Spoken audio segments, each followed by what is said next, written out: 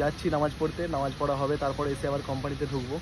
তো আজকে খাওয়া দাওয়ার ঝামেলাটা নেই, তো খুব একটা ভালো জিনিস, তাড়াতাড়ি নামাজ পড়ে চলে আসা হবে। বরকতের তো মাস, এটা বরকতের মাস, সবাই আশা করি জুম্মার নামাজ পড়তে গেছো, বেশি বেশি করে ইবাদত করতে হবে, বেশি বেশি করে দোয়া করবে, আমাদের জন্যও দোয়া করবে।